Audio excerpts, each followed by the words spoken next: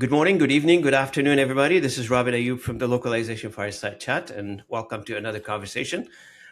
Today, we are recording episode 263, and as you know, I've been I think, about a week now, not even. And I go through a dry spell and I miss it sometimes. I don't book for a few days podcasting. Normally, I do like five, six of them per week. I had a week last couple of weeks ago. I was doing podcasting like five of them a day almost.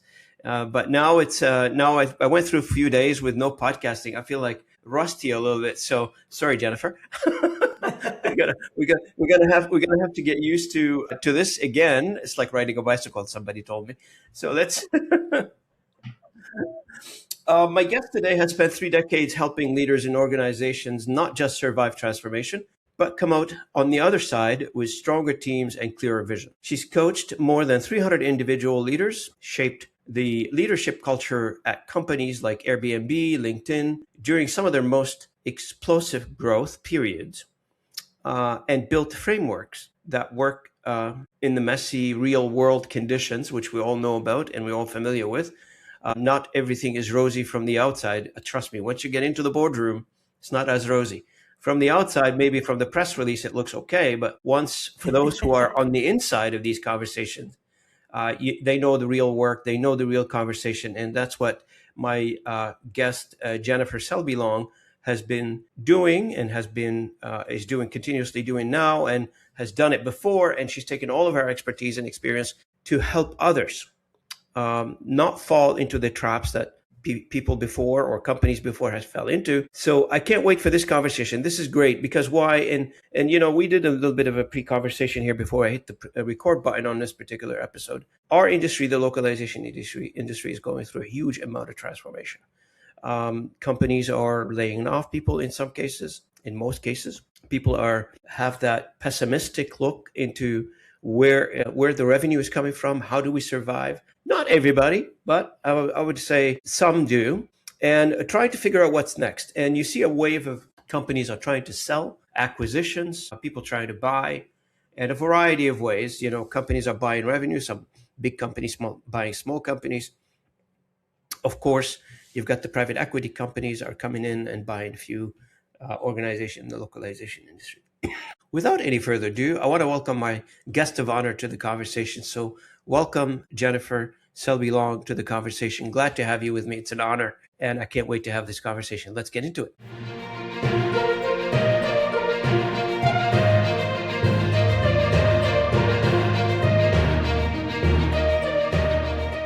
Thank you. It's my great pleasure to be here. Now, as we say on this channel, Jennifer, let's start with the easy one first. What's your story? What got you here? Oh my goodness.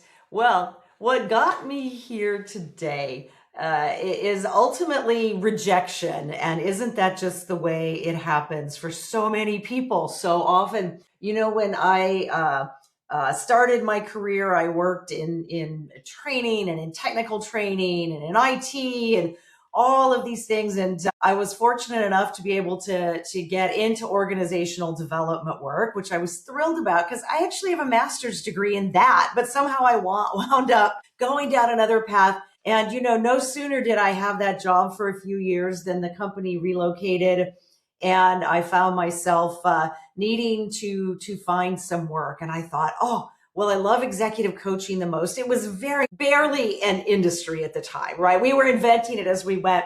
And so I kept hoping that HR departments at big companies would want to hire me to come in and, coach their high potentials, implement a program that was, very repetitive and everybody got the same thing. And I just thought that would be so exciting. Well, guess who had no interest in that whatsoever? Pretty much everyone in HR that I talked to. It hardly You were swimming upstream there, Jennifer. I was. Oh my gosh. And I was not, there was just no way this was going to happen. But, I had to pay the rent. And who kept hiring me were business leaders who had significant, huge changes, almost always driven by disruption that had come into their industry, though not always. And so they kept hiring me to come in and help them with these really hard, messy changes because they, would all recognize The technology may have some challenges or not. The market fit may have some challenges or not. But for sure, we have huge challenges around leadership and people, because this ain't the same as running the operations efficiently and well. It ain't the same as business as usual. It's a radical disruption and change. And I got to tell you, Robin, I did not want to keep doing this. And I hope everybody listening who can relate to this knows, it's not like I came in and embraced it and went, yay, that was so fun. I can't wait to do it again. But you know what happened? I still had to pay the rent. And so those were the jobs that kept, coming to me. And the ones that I thought I wanted didn't come to me at all. And across time, I came to realize, holy cow, my company has developed a subspecialty. I didn't mean to, but we did. And so that's where we spend an awful lot of our time with clients. I should say, by the way, we're an executive coaching firm. We coach and advise leaders who are leading significant change or leading through significant change that's been foisted upon them. And that's our space. No, I know, it's funny, like when you describe like how you found your calling kind of thing. And, most companies, they go out and they have these 100 ideas they want to test the market with. And they basically throw mud on the wall and see what sticks, basically. I'm assuming, I have no idea. But you're right. I mean, at some point, one of these ideas the market will be appealing to it, right? So they like it. They want to buy more of it. They see a use of it. And the company and the individual involved in the company, such as yourself, Jennifer, they start gravitating toward that specific market. And I noticed, when Corey reached out to me, you do have a BD communication team. You've got like a fully functioning, I want to say company departments that manages, your outreach program, et cetera. So you're not an individual running a company here. Not really. No, we are very small. I say we're proudly small. This was always my dream. I started this business 28 years ago, and it took a long, long, long time to get it to the point where it really does run the way I want. It really is what I want. We really are working with the clients we want. We really are doing what we want. And so I realize that is not the conventional, US American dream. It's like, go big, build something huge, gigantic. I never wanted that. I always wanted just what I've built over these years, which is just this very small, tight-knit firm. We have two other coaches who also have separate practices from what they do with me, where they have specialties that we need in my firm, but we're too small to develop those internally. And so we just have this wonderful, huge win of both internal and ecosystem that works beautifully for us. But it didn't happen overnight by any means. It took a long time, and it took a ton of mistakes, Robin. I made so many mistakes. We could spend the entire show just cataloging the mistakes and not even get to how do you come back. Yeah, the what not to do. The what not to do when building a small business. Yeah, but we won't do that, because I think people want probably more a little bit what to do and what would be helpful in really challenging times. Now, early on, like when you started the conversation, you mentioned something about HR didn't like your ideas. Can I ask you a general question that is on everybody's mind in terms of leadership? Yeah. Do we still need HR? I think great HR is without equal. And part of the challenge for that Can it not be outsourced, Jennifer? Can we not be does it need to be inside the company? Can it be outside the company? Depends on what it is. I do think in a number of companies, HR got enormous and just kept expanding to take on more and more and more and more. So there are certainly some aspects of HR that probably can and should be outsourced, particularly for your listeners who are running the smaller businesses. You don't need this full purview of, your high-powered strategic CHRO and multiple business partners and specialists on all of the subsets of HR, whether it's employment law, employee relations, your training and development, all of these things. But I've found for my clients who get the mix right, it works really well. But yes, relative to the employee size, they're relatively small. They absolutely, if you're in a mid-size or larger business, 100%, you got to keep your HR business partners. Those are the people joined at the hip with the business leaders. They are, when they're good, they're really good. They're strategic. They're looking at human resources from a completely strategic point of view, aligned with that leader and their plan and their vision. You've got to keep those folks in place. When you look at something more like L&D, that can be beautiful as a mix, as a mix of some internal resources and then some steady external resources that you keep at the ready. When it comes to our kind of the core of our space, executive coaching, it depends. If you're running a large firm, which I know some of your listeners are, you probably could do an internal coaching program that's for your more junior people. I don't find that it works well from essentially your director level on up. You're better off to have essentially completely disinterested parties in the business as the coaches in that case, which would be people who, have no promotion path within the company. They're not full-time employees. They're not aligned with that. And that's just because a good coach is, boy, it's not your therapist. Let me tell you, it might feel like therapy because they are pressing really hard on the sensitive spots, right? But they're not a therapist, and the coach is tough, right? And it's very hard to be that tough with someone who ultimately is your boss's boss. If they don't like what you have to say to them, they could confuse what you're saying with your promotability in the organization. Yeah. When in fact, that's what I was going to say. Corporate politics must get into it.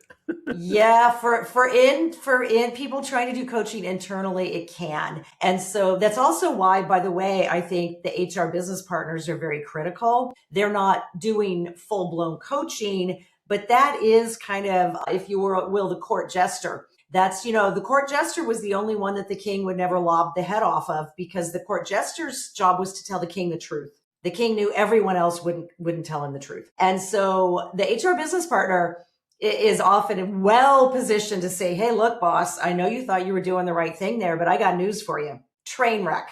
You created a train wreck. Let's fix it, right? And let's figure out how you can avoid this in the future. People reporting up to the boss aren't going to be that blunt. An HR business partner who's really good certainly will. And any executive coach had better be that tough. Or what are they doing coaching executives? These are strong-willed people. You can't be all soft with that crew. I'm not sure if you've gone through this, you came across this situation before, but what is your general idea of where we are right now? If you take a scan across everybody that you worked with, Jennifer, about the quality of leaders that we've got out there right now, I guess that's what I'm trying to get at. Is there a general sense of the quality of the leaders because here's where I'm coming, why I'm asking the question. I feel like a lot of leaders right now are being promoted accidentally, be it at the right time, right place.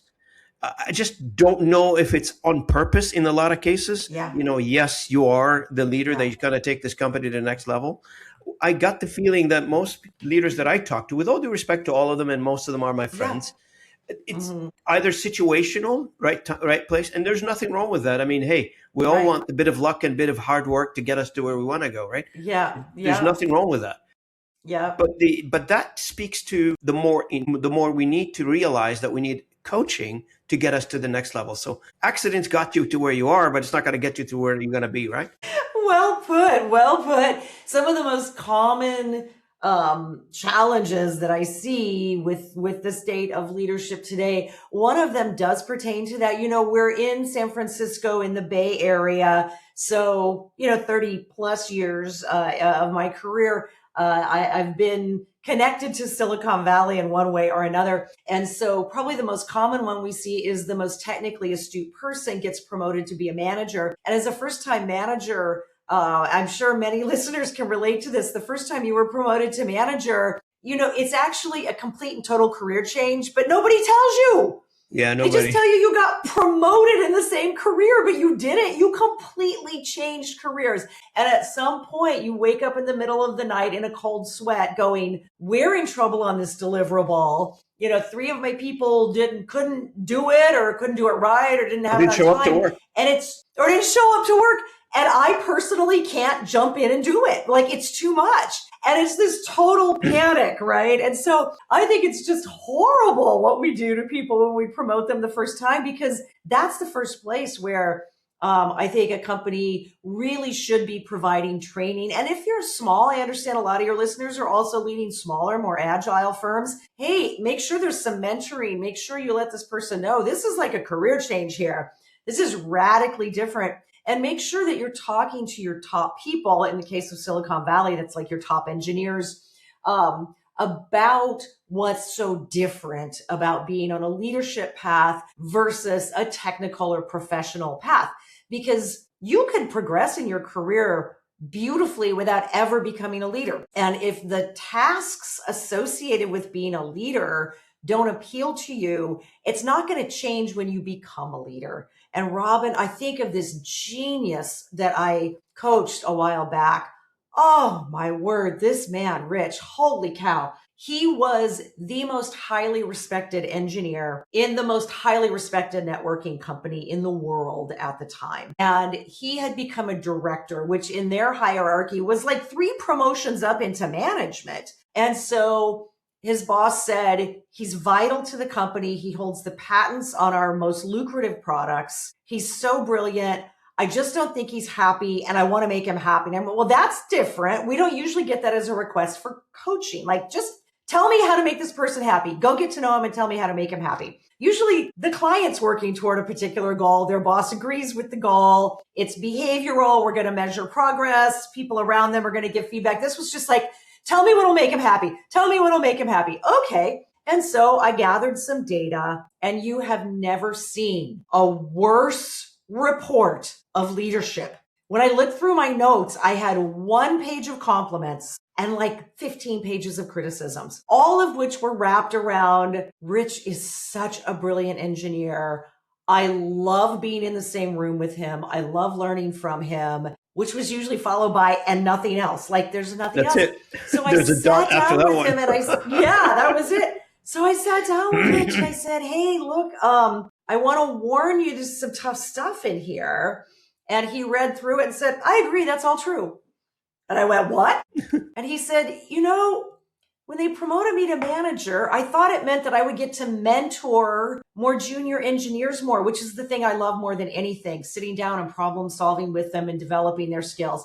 But I didn't have any time to do that because I had all these other management responsibilities. So then they said, okay, well, we'll promote you to senior manager. And then I thought, oh, well, now I get to mentor the managers and the technical people. But I had even less time. So they made me director. And now I don't have any time. I just hardly have any time to mentor anyone or to solve any complex engineering problems. It's just all management. So I went, okay, great. So if they could create a technical track for you where you could be just as senior, but you could just mentor, lead, problem solve, would that be something that you'd be interested in? He said, they can do that? Because I thought this was the only way to grow my career. I said, well, they don't do it now, but let's go find out if they can. So, when I talked to his boss and the HR business partner, they said, oh yeah. And she goes, I've been trying to get this company to do this for the last year. Here's exactly the case study I need, because literally no one in that company wanted Rich to be unhappy for a minute in his job. And so that was, in fact, the little impetus. So, you're absolutely right. A lot of times, good intentions, right? What is it? The road to hell is paved with good intentions. Is that the saying? Rich was in hell at work every day, and everyone was trying to do things that would make him happy. But he wasn't well suited to leadership. He just wasn't. He was well suited to engineering. It sounds like nor he wanted. He didn't want it. He just couldn't figure out a way out of this hamster wheel. And nobody was talking to the individual? Nobody was talking to Rich, telling him, like, what do you like? What do you enjoy? Somehow the connection couldn't be made. And I will say, it sounds nuts from the outside, but if you've ever been in a true hyper growth company, they're going so fast they don't pay attention, right, Jennifer? Barely controlled chaos. Yeah. Barely controlled chaos. And this company was already at that point I think they were at 8,000 employees. They would go to 20,000 in just a couple years. It was insane, the growth. And so more frequently there, I was working with people who would say, okay, I have, 50 people in my organization now. I need to be prepared to lead 500 within a year. Get me ready. And so it's chaos. And so if your company of any size is experiencing hyper growth, you're going to make some mistakes. There's going to be things they don't make it onto your radar screen because everything is competing for your time. Not the least of which is just keeping up with demand. Yeah, I remember, I don't know if back in the days, I mean, a blast from the past, some of my listeners are going to say, whoa, Robin remembers this one, right? Nortel Networks. I'm Yeah. not sure how many people are familiar Oh, with the name still. oh yeah. Yeah. Well, Sienna is one of our clients and There they you go. acquired Nortel or what That's remained right. of Nortel. So I still work with a lot of people who came up through the Nortel ranks. That's right. And I remember during the Yeah. hypergrowth, and I was living in Ottawa at the time, and during the hypergrowth Yeah. area for them, or era, Yes. there was a building. I remember it was on a busy street in the suburb of Ottawa. It's called Baseline, and they used to call it Lab 7. And there was like the buildings are stacked next to each other, but there's like green grass facing the street, facing the Yes. high Yes. volume street, and they had Yes. a rainbow color Porsches parked in there. You've got the Porsche Oh. red, the green, the whole thing, right? All the colors of what Porsche makes, and they had a big banner in Yes. front of it on the street. Anybody can see it. Sign up to come and work for us and take one of these. And so, Oh. Oh, whoa. Yeah, I that's don't some hyper know. growth. I don't know, like how can they do a business case for something like this in today's I'm not world? sure. But that was in the Yeah. hyper growth area. Uh-huh. Yes. Yes. Yeah. No, no, a Yes. lot of things, hypergrowth breaks a lot of things, and because companies are stretching, are trying to get to where Yes. they want It to go, does. right? So, It and does. you can hear the cracks, right, in the Yes. inside of a company when they're going through that growth spurt, they call it. But then something happened, and they realize, okay, we got to pause and we got to adjust Yeah. for the next phase. Yeah. Do they do that? Do you Yes. help them through that? It's driven so much by the market. And so if you reach a point where Like, there take an is example, some Airbnb, for instance. stabilization. Airbnb would be one of them, Yeah. right? Which one? Airbnb. Oh, Airbnb. Yeah. Airbnb stayed in hypergrowth for a long time.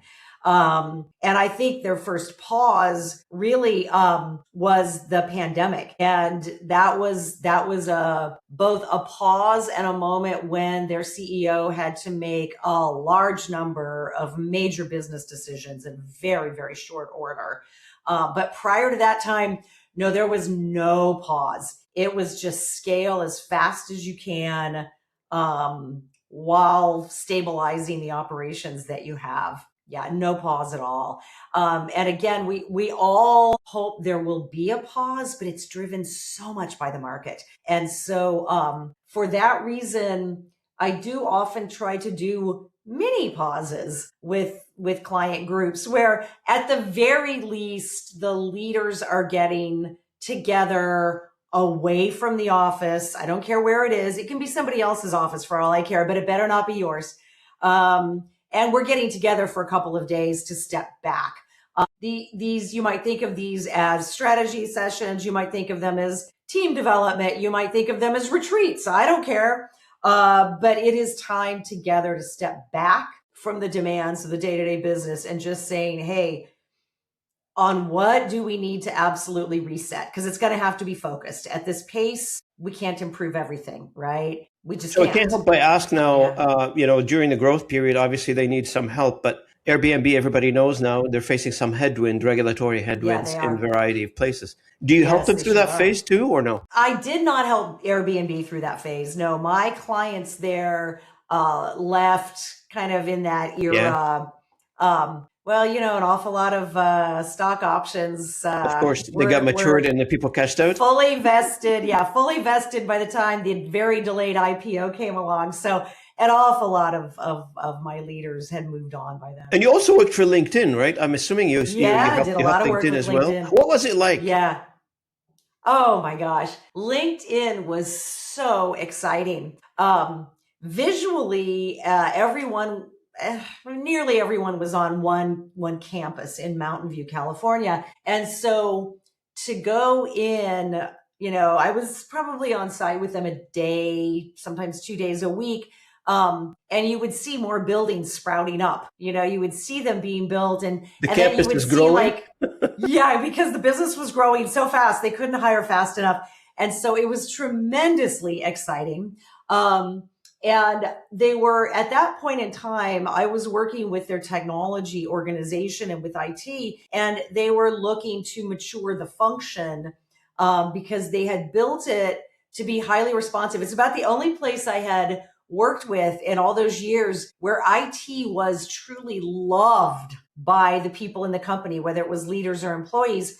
Mike Jennings had done a phenomenal job of innovating, of creating a whole different way of approaching the internal relationships, of building up this super high service model, even things like putting in place these little, like where you could go to get your laptop checked out or pick up a new mouse or something. He turned them into lounges so people could come and like hang out and have their coffee and chat a little bit with their IT people. And so he just did all this innovative stuff. But as you can well imagine, he recognized this is rather costly in the long run, like it's not going to scale. And so he brought in a client I had worked with previously at Cisco, Craig Williams, and Craig came in and helped to mature it and get it ready. While at the same time, there was all of this excitement and hyper growth and rapid hiring. And so you never really get the luxury of one or the other. You're growing it even as you're stabilizing the current operations and getting them ready for the future. No, nothing against Airbnb and the names of that you're stating, Cisco, Nortel, etc. All these guys, they all sound like Silicon Valley companies. Those were for sure. Did you branch out of Silicon Valley, or are you still operating within that zone geographically? Do you do business with other people outside of the area? Yeah, we do a lot of business on the East Coast, interestingly, which started, not surprisingly, with Sienna, because they're an incredible networking company, not headquartered in the Silicon Valley. They're headquartered near Washington, D.C. in Maryland. And so it kind of all started there. But today we work in publishing. We work with, we also have worked with food. I came out of the food industry after about three years in the food company. Started working with other food and beverage companies.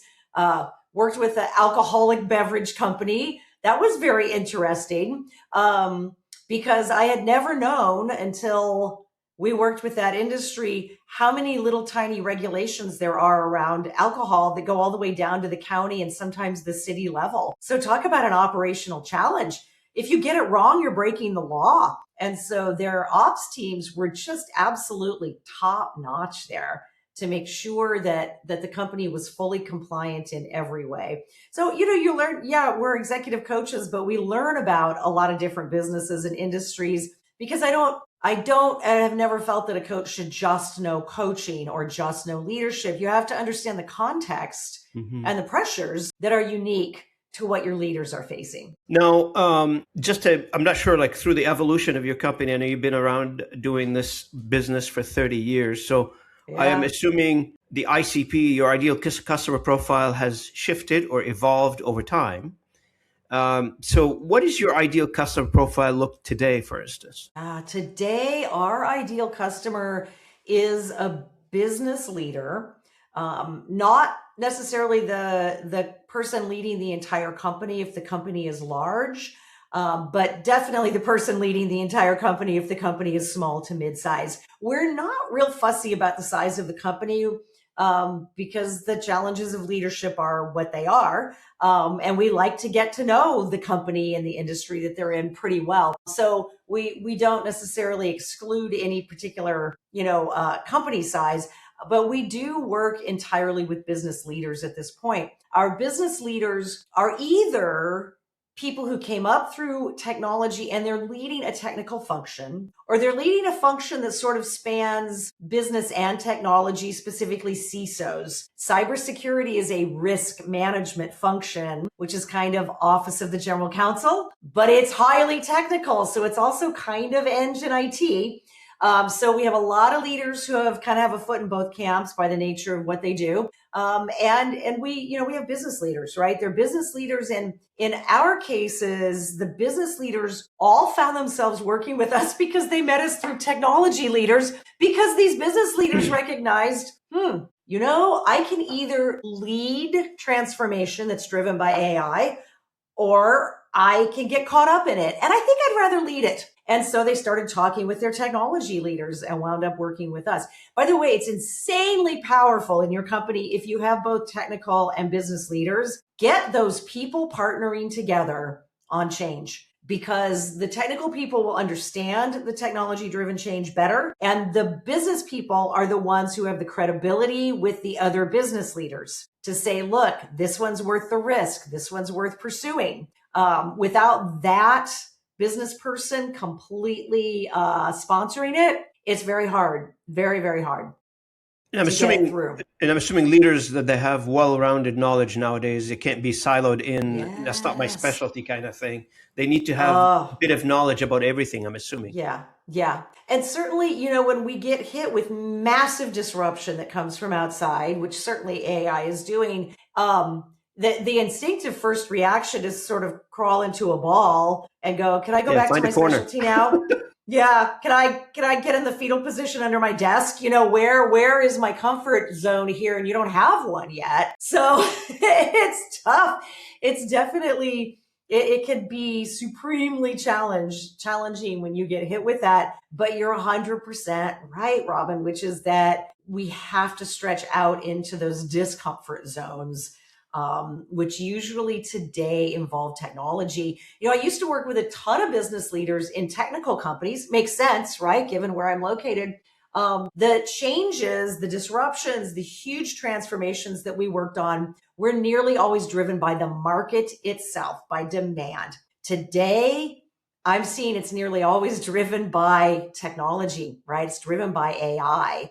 That is the single biggest disruptor, more so than markets in general or market changes in general. So that's a huge change. Like, if you've worked your way up to be the general manager of something, or an entrepreneur who's established a successful business, you have this whole track record around the stuff you understand well. Correct. And that made you so successful. But we are in the quintessential moment when what got you here will not get you there. 100%. You gotta dig in and develop that AI literacy. You gotta develop data literacy. 100%. If you don't know No, what that means, go find your data and analytics head and say, teach me. this is a thing too. Like a lot of leaders, they become leaders and they feel all of a sudden either two ways can go. Either they can feel like, oh my God, what did I get myself into? Or the Yeah. second feeling is the sigh of relief. Now I don't have to do anything. I'll get people to do this for me. Which is very funny, to be honest with you. But nowadays, I don't know who hires these people, but I'm sure there's some of them out there. But Oh my gosh, that's hilarious. I don't have to do this now. I've got Yes. people for this. Meet my Right. people. I've got people. This should be pretty straightforward from here on out, right? Yeah, no, nothing more complicated than people. And the thing about leadership, I think it's really three things: leadership, marriage or long-term partnership, and parenthood are the three areas in which you have to master your own mental game. Correct. Where the biggest, you might look around you and be like, well, the biggest problem is these people aren't competent and those aren't trustworthy and blah, blah, blah. No, the biggest barrier, the biggest challenge is sitting between your ears. It is your own brain. It is your own mindset.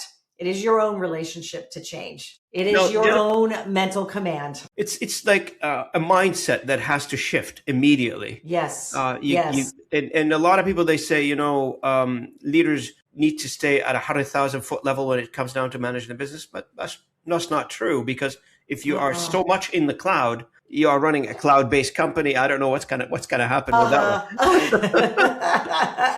You got to get down to the the nitty-gritty of things. You got to get into the details and stuff.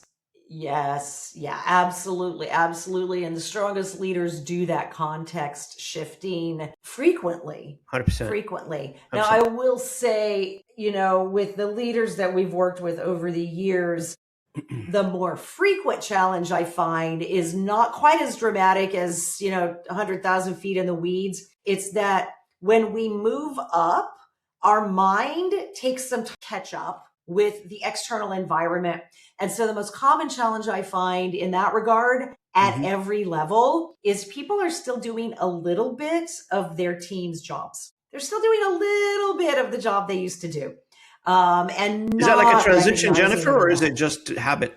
Don't die hard. It's an old habit, right? And habits by definition are unconscious. Like, we develop habits because if our brain had to figure out every single minute of every single day, we would not have survived as a species. And so these habits develop, and you don't realize they're there Is that what at we do it all without thinking? Is that it? So we can without park it? thinking. Or as the professors of adult learning say, you've developed unconscious competence. It just goes, it just That's good. works. And so with unconscious competence, you get promoted to the next level. You're unconscious of the fact that you're still doing a little bit of the person's job who's below you, at least one of those people, if not a little Yeah. bit of all of those. And so I can't tell you the number of times that I've gone in to work with a new client and their challenge is something around, I want to dedicate more of my effort to the strategy. And so I recognize my strategic thinking might not be as sharp as it needs to be. For this level, it was fine before, it's not now. And so I go, well, what needs to happen? What needs to be true in order for you to get better at that? And we start kind of asking around, and what do we learn? They're not really delegating as they should. So, like, it's your meeting, but I'm going to show up to back you up.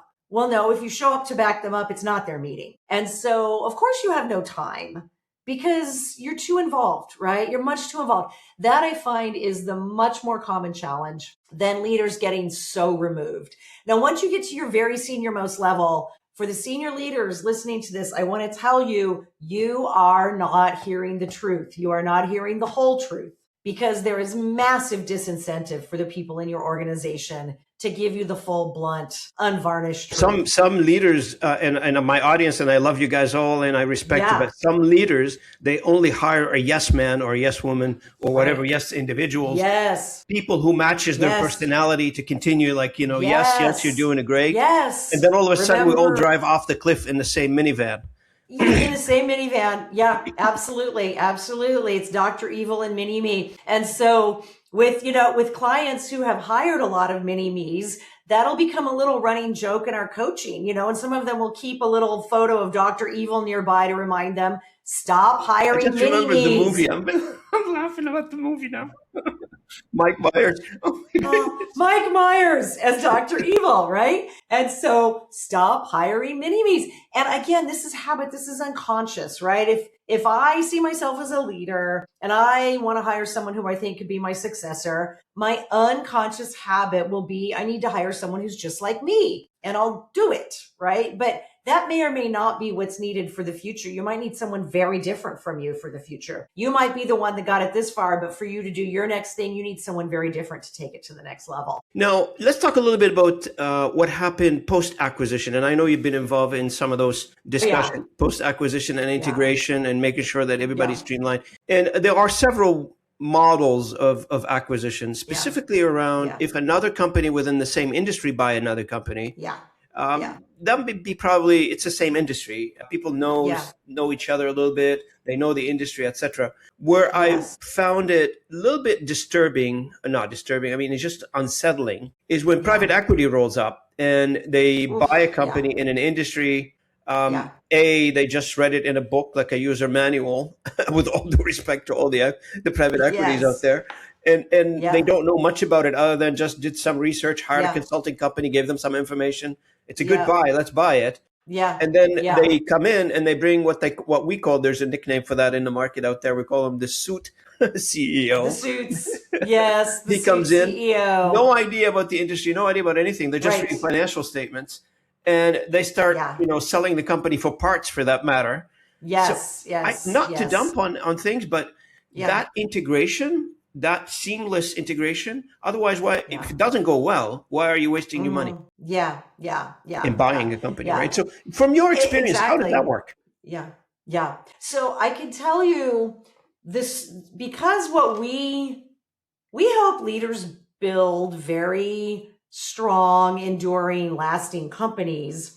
Private equity doesn't hire us. They're often looking to break it up for parts, right? Or to just optimize the return on it. And so they don't hire us. So you're And looking for so longer play, right? Longer term we're play. looking for a longer play. We want, if you're going to spend your money on having us work with you, we want to build in you those leadership competencies and that culture strength that is going to be agile, that's going to be able to respond to constant disruption, that's going to be able to respond to changes in the market, that's going to be able to drive, to lead, to innovate, whatever your top priorities are. What you're talking about with those private equity situations is very different. And so they don't want us in there, right? We're not going to help toward their goal.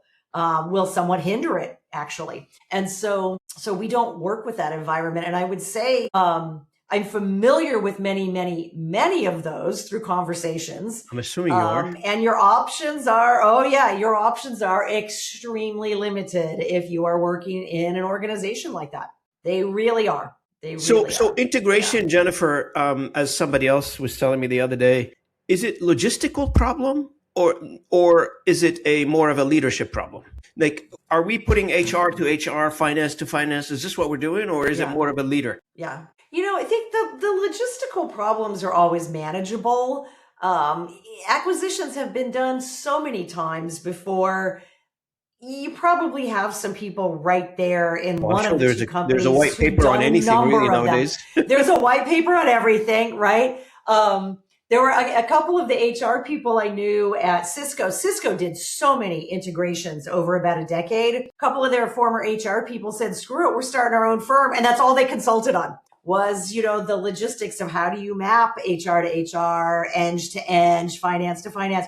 But I would say it's first and foremost a leadership challenge because that is the bigger challenge. It is about people, right? It is about yourself. It is about your own unconscious assumptions about this. A couple of big ones come to mind for me when I worked with, I won't name the companies, to protect the innocent or guilty as you see it. But in one of them, we were there before the actual acquisition. We were there as they were planning. It hadn't even been approved yet. It was still going through the courts. And we were there with them on the day that the acquisition was announced.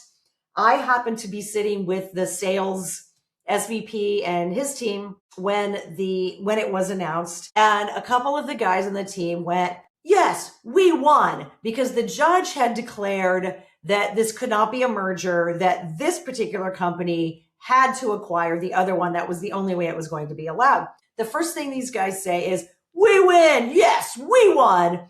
And I have to credit the SVP in this case. I had not talked with him about this. This was all his good sense. He just silenced them right away and said, no, I don't want to hear that. That is not how we're going to think here. We are all one team now. It doesn't even have anything to do with us. The judge just decided this. We are one team. I don't ever want to hear that again on this team.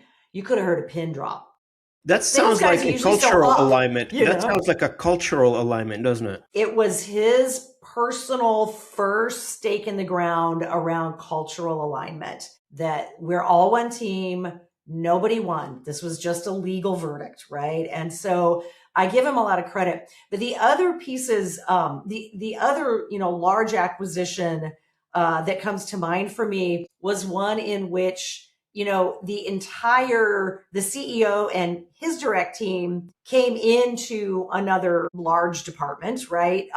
And so the two leadership teams never integrated. And so when my client was promoted and moved over to lead this group, I don't know if the promotion was a gift or a curse. We still joke about that.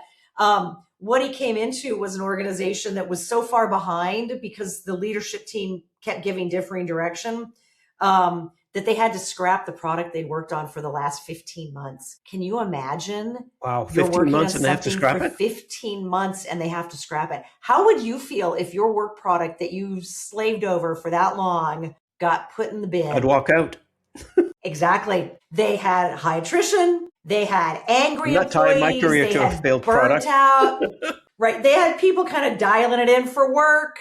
The leadership team was still at war. And so my client, myself, and his very strong HR business partner, we partnered up. We said, this has to get turned around, right? And so we started with the leadership team.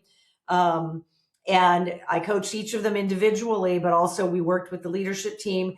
And I will say in those situations, you have to be willing to get creative about how you change the composition of the team. How's that for a delicate way to say, you're going to have people on this team who should not be there and you cannot fire them. Like the old, for various saying, reasons. some people are going to be on the train, Yep. some people are going to be off the train. Some people, yeah. And so my client, to his credit, recognized there's one guy, we got everybody aligned, but one very powerful man who ain't going to get aligned. And so my client heard about the single best opportunity, new opportunity in the company at that level, a thing that he would have been great at himself, that he would have applied for himself. Instead, he nominated this guy for it because he recognized A, he would be really good at it, despite the fact that I can't stand him. And B, I need to get him off my team. And he's unfireable for reasons that had nothing to do with this. And so this man went on to have an incredibly successful career leading this new function. And of course, we all kind of gritted our teeth, but it was a very creative solution.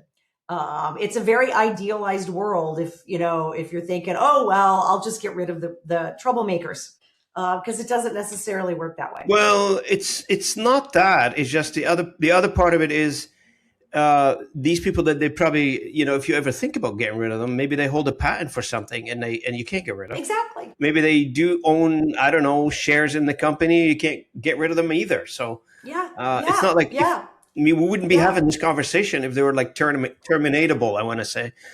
Right. Sometimes some of your greatest talent is also some of your most difficult talent.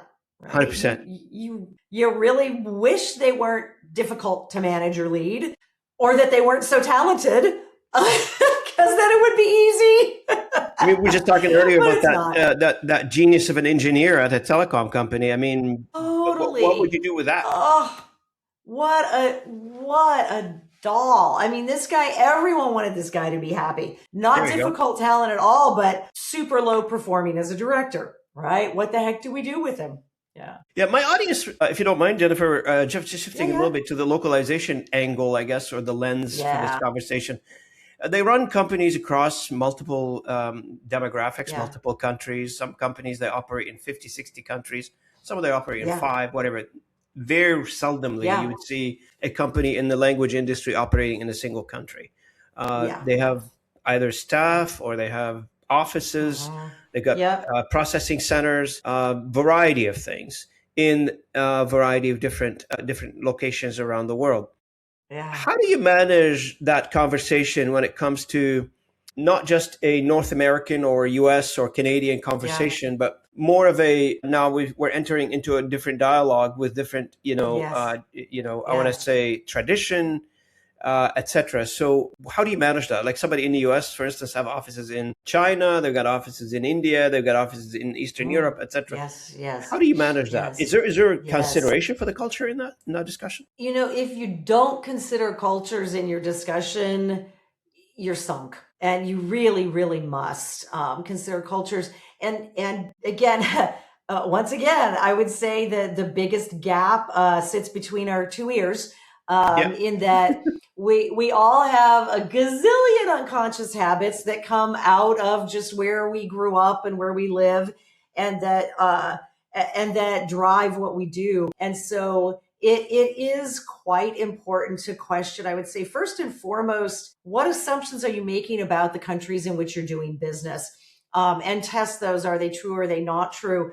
And I think, for example, for many years, the first work to go to India from the US was this sort of repetitive technical work, maintenance or testing. And so it took a while, I think, for a lot of US companies to recognize, well, actually, there are all of these super duper astounding engineers from the best engineering school probably in the world, with all due respect to the others. Like, why is it that we're somehow not sending the higher level work there as well and having that headquartered there? And it took some time. And so I think that it didn't have to take quite that long. Those superb engineers had been there for quite some time. And so really question some of those assumptions. And the other piece I will say for the leaders, down as low as you can go. If you are running a global company, you need to hit the road. You need to have your suitcase packed. You need to go See visit these people. and listen. And in particular, find someone at each location who can give you a primer on how to listen. Because we do a lot of work with Indian leaders, I will say a great example is in Indian culture, you have this respect for the manager. As someone who's a little older, I also like that there's a respect for age. That's great for me. But you recognize too, You and me both, Jennifer. yeah, we're both in there together, right? And so, you have to respect, like, a round table is not going to be the only way that you're going to get input from people in that location. You're visiting, you're a distinguished guest, you're a leader, you're older, probably older than most of the staff. It's a young country. And so recognize that you're going to need some other means to get input, to get feedback, to get that stuff up the channel. It doesn't mean you don't do a roundtable there, just like you would do it elsewhere, but just get someone there who can help you find some other means through which to learn. Because if you're from a North American culture, we're very oriented toward tell us the feedback so we can improve things. Don't leave us flying blind here. And, and that's not necessarily the case outside of North American culture. It varies considerably from country to country. And I would say even for folks working in the localization industry, always question your assumptions. It's easy to think, well, because I've worked in these countries, I'm really good at picking up on cultural cues. I'm sure you are, but maybe not for one particular culture. So give it a little more. I will say too, one last thing on that.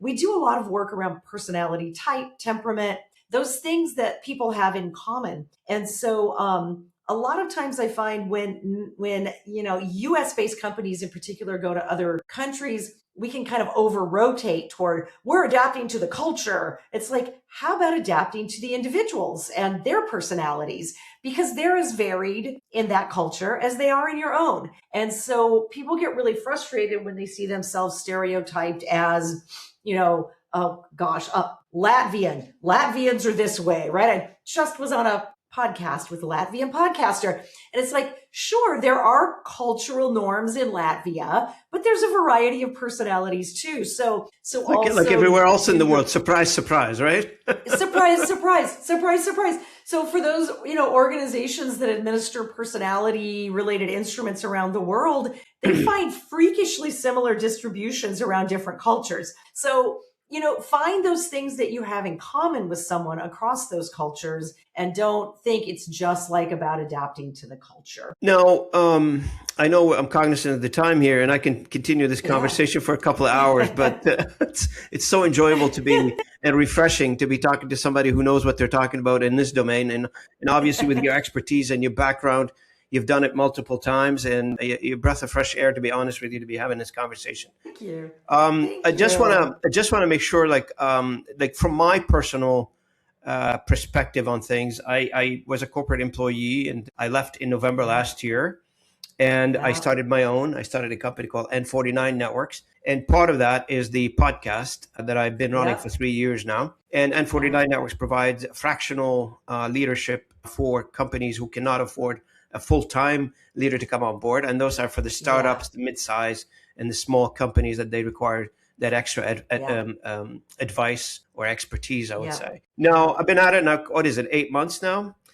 But I turn around and I started building this community around me. I run something called the AI Exchange. It's a networking event that takes place on Fridays. And I just see like how many people are doing the exact same thing I'm doing, not necessarily in the same practice, but it's almost like a generation of people who are exiting the 9 to 5, if you will, and entering into leading their own, charting their own territory in life and career, etc. How do you coach somebody like that? Well, I think it's a tremendously exciting transition. Before I even coach someone. I will say the statistics are very much in your favor. So businesses founded by older leaders succeed at an exponentially higher rate than the ones that make the headlines because it was founded by a 20-year-old who dropped out of college, right? So the odds are very much in I your wish I favor. had You're the bringing a statistics when lot I of went to get a loan experience. from the bank. Yeah. Yeah. The banks don't always listen to the statistics. They mostly want to know how much is left on your mortgage, right? So, so the odds are very much in your favor. But it is a big change. It is definitely a big change. Let's see, I was 33 when I started this business, and this was my second business that I started. So, I did leave a corporate career. It was nowhere near as long or distinguished as many of your listeners. But I do remember the little bit of a shock when you recognize there's all kinds of stuff that people figured out for me that I didn't even know when I had a job. And so it's very fundamental, but first and foremost, sort of completely unrelated to leadership, but more from my own experience. It's absolutely vital if your career was not in sales or marketing that you come to those two functions and specifically how that works for what you want to do, because it's probably very, very different from what was effective for the company that you had. Probably the most frequent mistake I see in a small business, early stage, is they hire their salesperson too soon because the founder didn't recognize, no, actually, I have to be the salesperson. I am the only credibility. And so they burn through a lot of precious cash to pay someone too soon. So do get to know those functions. I really knew organizational development extremely well. I knew leadership surprisingly well. I understood how to coach and to get people to their goals extremely well. I knew nothing about any of the rest of it. And you can't take what you observed or saw or noticed from a bigger company and apply it to a smaller one. It doesn't work. It's totally different. I'm trying to think if we have any articles on that. We may have a few. But also on other subjects, if you just go to selbygroup.com, simple website, selbygroup.com. I have maybe 100 plus blogs out there. You can do a search for the topic of interest to you. Oh, we're also going to post your podcast on there too. Oh, wow, We're going to great. post this Thank episode you. on there too. Yep, absolutely. Absolutely. You can sign Really up for appreciate it. newsletter. We have the Leadership Edit. Our brand new newsletter comes out every 2 weeks now. And if your question isn't answered, I'm not that hard to reach. We're a small business. There aren't That's exactly what I was going to say, 30. like how people can reach out to you, Yeah, Jennifer. Yeah. there aren't 30 doors between you and me. Just drop a note to Jennifer at selbygroup.com. Or you can find me on LinkedIn. I'm super easy to find on LinkedIn and reach out to me there. I'm not hard to find at all. Come find me. Ask me the questions. I'm For here the for you. audience, if you are interested in this conversation or it triggered some alarms in your mind and you listen to this conversation between me and Jennifer, and you want to make a connection or you want to talk to somebody, and just for the sake of convenience, I know you guys know where I am, know who I am, so connect with me or send me a little note, and I'll be happy to introduce you to Jennifer. Okay. That's my Great. promise to you. I do this the community service, free of charge. We don't charge for these types of things here. That's what I'm here for. So to connect people together. So if this conversation helped Terrific. you any, and you want to explore it a little further with Jennifer and her team, just let me know, and I'll make the connection. If you can't find the proper website or connections, whatever, which they're easily found. I Fantastic. found you very easy on LinkedIn. So. Ah, great, great, Now, great. one of the things that I would want to leave our audience with, for those who are listening to our conversation, and they're enjoying the back and forth, you and I, and the few laughs that we've had over this call. This is a very pleasant conversation, by the way. And they're say like on Monday morning, they flip through YouTube, they listen to us, and or they on the podcast, or they read it in the blog, and they say, okay, so Yeah. I'm going through a 6 months transformation. It's not going as planned. What is the one thing you want them to do this week? This week specifically, six Yeah, like months in. the week they start the week with, which is Monday. Yeah. So the first thing that I think you should do is a little fact finding with some genuine curiosity, and empathy. If things aren't going as planned, there's a reason. There are multiple reasons, probably. And to get at what those are, you're going to need to have empathy for the people. Remember, if you're suffering, everybody else is suffering. So some genuine empathy for what they're going through, what you're putting them through, along with some curiosity about, why didn't that work? And that curiosity is what's going to help people be more frank with you. That empathy is what's going to help people be more frank with you. And it's actually going to open up your mind and others in the direction of creative thinking and creative problem solving and innovating new ways to approach it. It can be any number of things at the 6-month mark. Transformations are tough and they rarely go as planned. So I guess it's not a what to do, but what not to do is try your best to not, pound too hard on yourself or others. Don't blame yourself too much. Yeah, they're tough. They're tough and they rarely go as planned. So, it's a little more like welcome to the human race and to the challenges of leadership. But empathy, curiosity, help people turn on their honesty with you and their creativity a little bit more. I really want to thank you for this conversation, Jennifer. From the bottom of my heart, I'm very pleasure. grateful that you had a time to join me on this conversation with this episode. Did we cover everything you wanted to cover? Is there anything else you'd like to add to this conversation? Oh my goodness. We could talk for days, but perhaps another time. All right. Excellent. Jennifer, this is exactly the kind of conversation the audience here is expecting to hear. That's why I built the Localization Fireside chat for, practical, honest, anchored in reality kind of conversation experience, not theory. I try to not theorize too much here. Of course, sometimes we put, out of frustration, we throw theories out there, but not, and people know the context of those things anyway. Yeah. But today's conversation has been an eye-opening for me, to be honest with you. It's such a joy to be listening, having fun, and learning at the same time with you. That's pretty good. And for the audience, I want to thank you so much for joining me and Jennifer Selby Long for this conversation, episode 263. Thanks for joining us on this journey today. If you're listening on the podcast, thanks for listening in, which I see the numbers going up every day. I thank you from the bottom of my heart. And also on YouTube, thanks for watching us. And if you're reading the blog where I keep an archivable form of all these conversations, we can do research, etc., robinayoub.blog.